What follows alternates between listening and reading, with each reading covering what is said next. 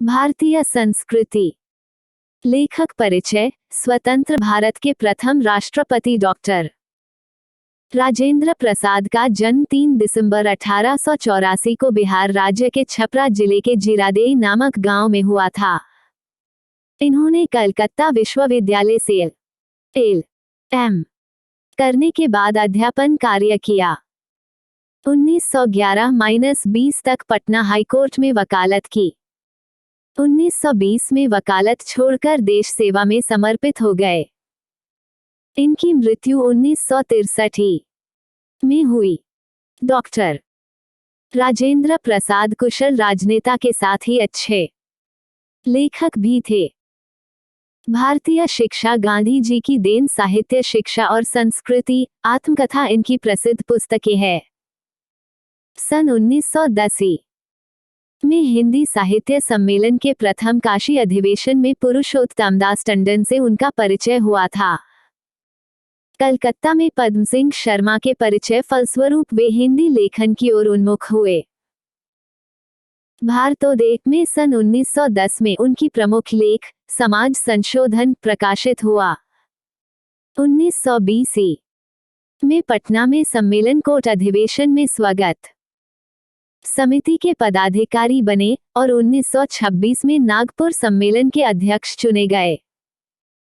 इन्होंने अपनी सब रचनाएं मौलिक रूप से हिंदी में लिखी। इसी पर नागरी प्रचारिणी सभा ने उन्हें मंगला प्रसाद पारितोषिक प्रदान किया और बिहार राष्ट्रभाषा परिषद ने 2 पुरस्कार वयोवृद्ध हिंदी सेवी होने के नाते दूसरा गांधी साहित्य पर सर्वोत्तम रचना बापू के कदमों में प्रदान किए।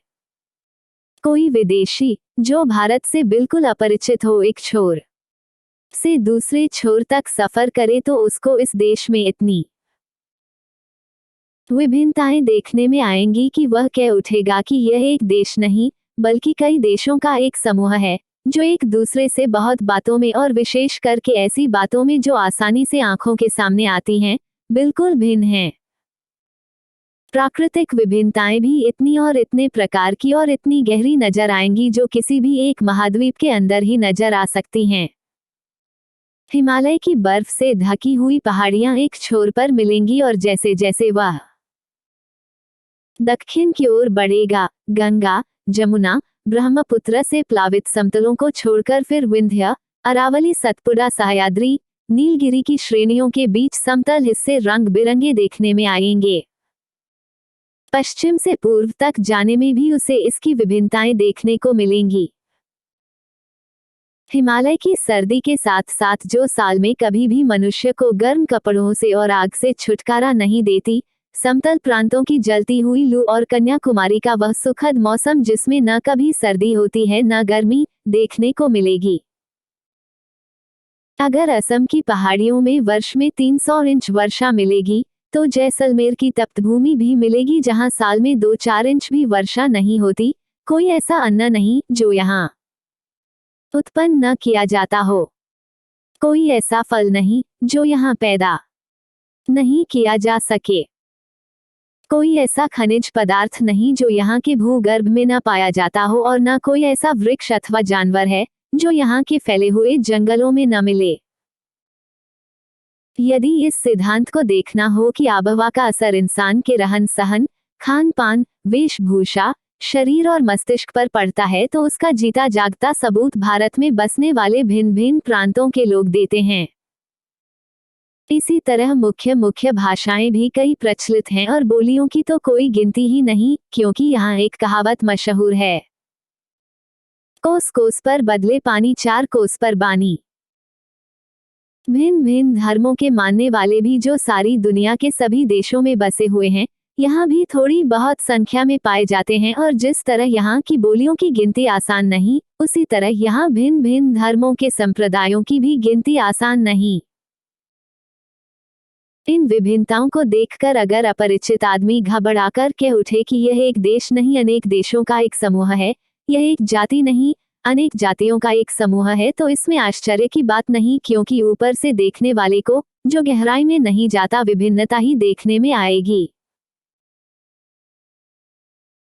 पर विचार करके देखा जाए तो इन विभिन्नताओं की तह में एक ऐसी समता और एकता फैली हुई है जो अन्य विभिन्नताओं को ठीक उसी तरह पिरो लेती है और पिरोकर एक सुंदर समूह बना देती है, जैसे रेशमी धागा भिन्न भिन्न प्रकार की और विभिन्न रंग की सुंदर मणियों अथवा फूलों को पिरोकर एक सुंदर हार तैयार कर देता है, जिसकी प्रत्येक मणि या फूल दूसरों से न तो अलग है और न हो सकता है, और केवल अपनी ही सुंदरता से लोगों को मोहता नहीं, बल्कि दूसरों की सुंदरता से वह स्वयं सुशोभित होता है और इसी तरह अपनी सुंदरता से दूसरों को भी सुशोभित करता है। यह केवल एक काव्य की भावना नहीं है, बल्कि एक ऐतिहासिक सत्य है, जो हजारों वर्षों से अलग अलग अस्तित्व रखते हुए अनेकानेक जल प्रपातों और प्रवाहों का संगम स्थल बनकर एक प्रकांड और प्रगाढ़ समुद्र के रूप में भारत में व्याप्त है, जिसे भारतीय संस्कृति का नाम दे सकते हैं। इन अलग अलग नदियों के उद्गम भिन्न भिन्न हो सकते हैं और रहे हैं।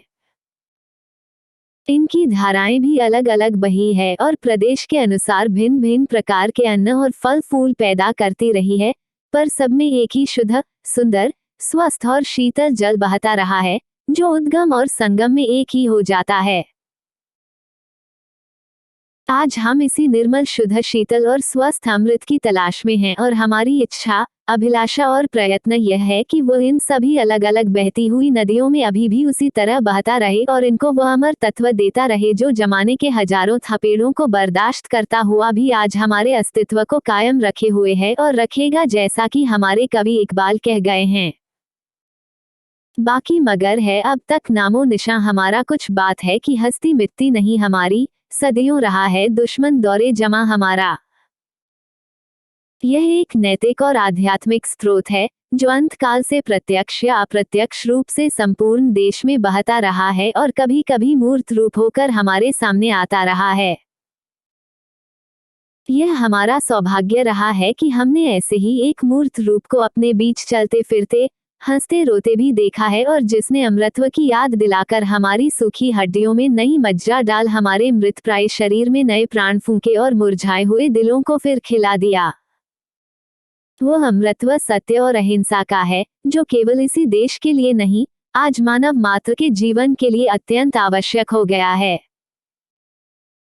हम इस देश में प्रजातंत्र की स्थापना कर चुके हैं, जिसका अर्थ है व्यक्ति की पूर्ण स्वतंत्रता, जिसमें वह अपना पूरा विकास कर सके और साथ ही सामूहिक और सामाजिक एकता भी। व्यक्ति और समाज के बीच में विरोध का आभास होता है।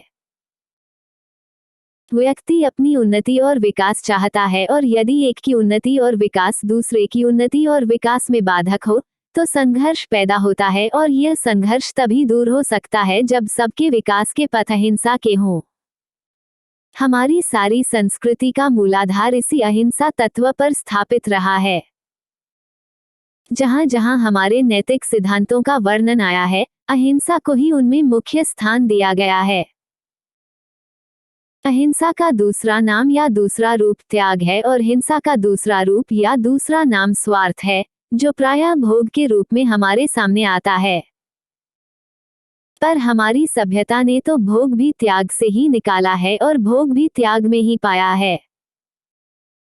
श्रुति कहती है, तेन त्यक्तेन भुज्यिता, इसी के द्वारा हम व्यक्ति के बीच का विरोध, व्यक्ति और समाज के बीच का विरोध, समाज और समाज के बीच का विरोध, देश और देश के बीच के विरोध को मिटाना चाहते हैं।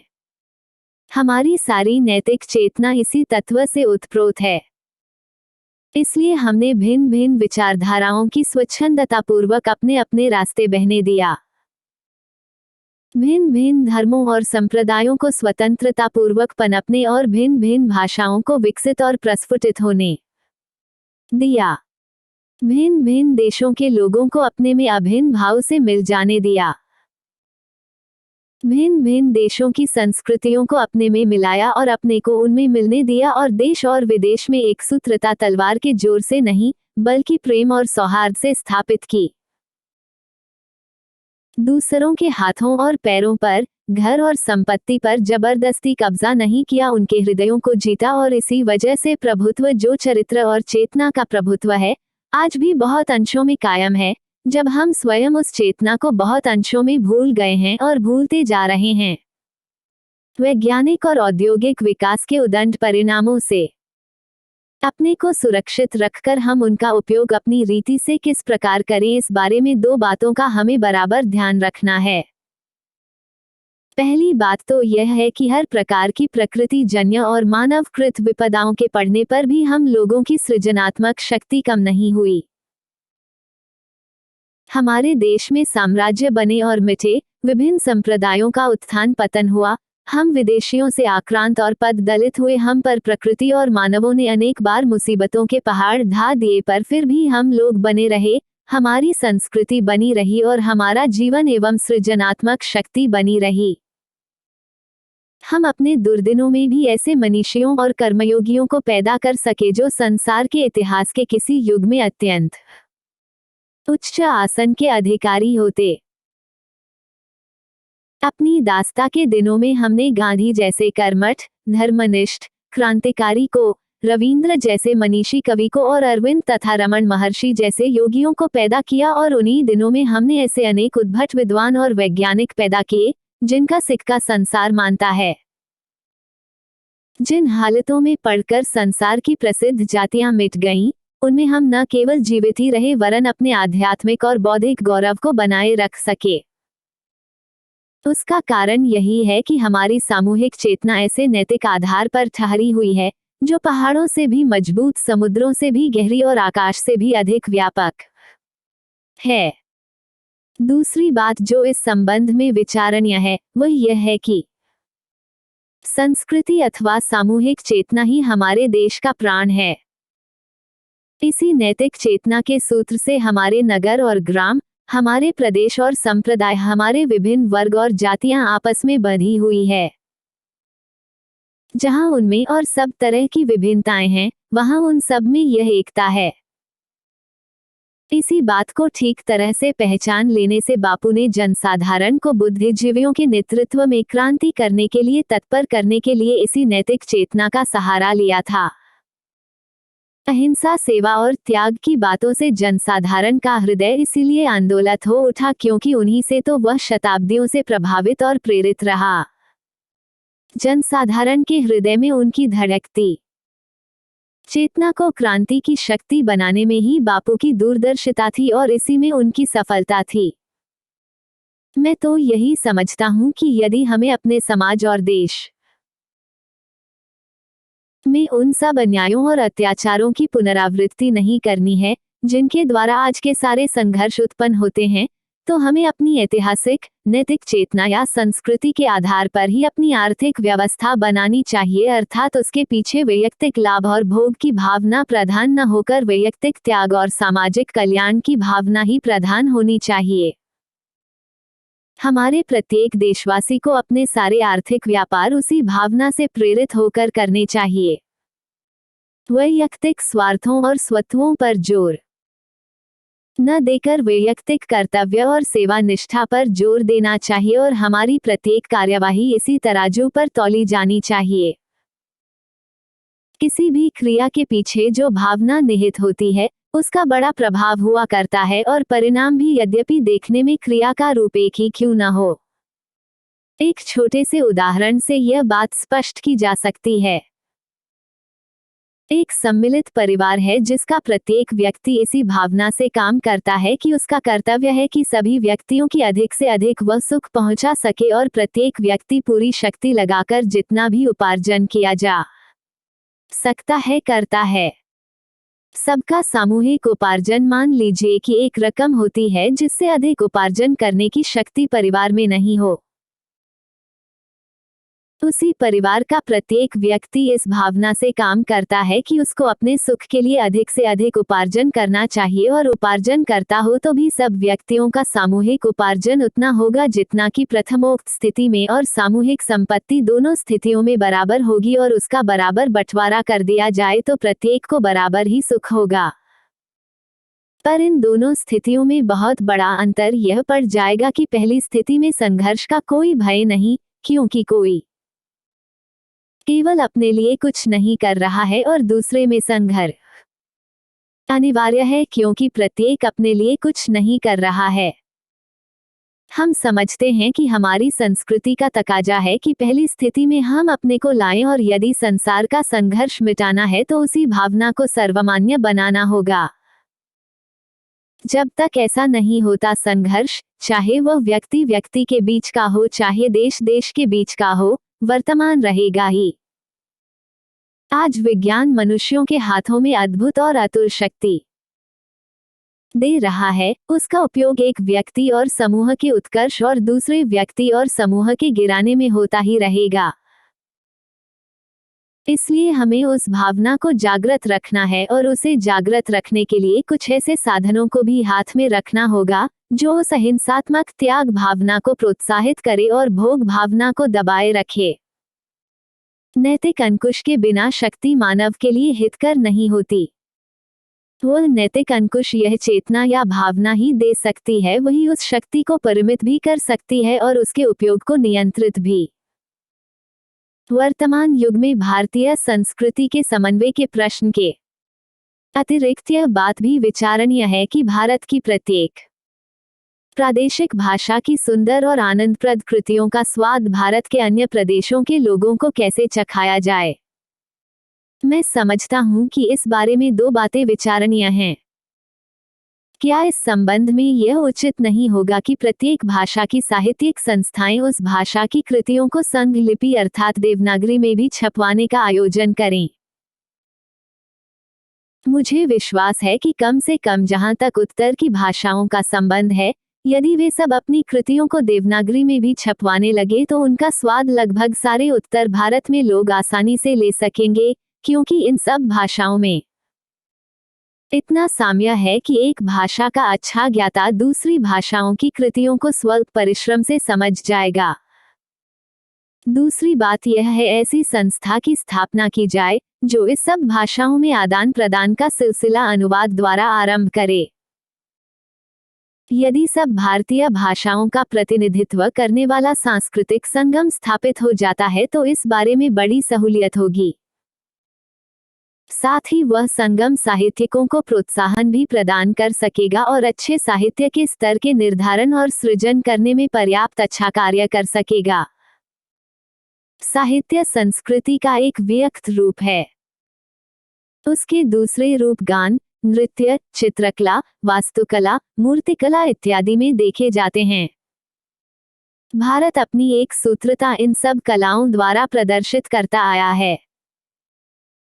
इन सब विषयों पर हमको इस प्रतिज्ञा को ध्यान में रखकर विचार करना है जो इस भवन में शाहजहां ने उसके निर्माण के पश्चात खुदवा दी थी।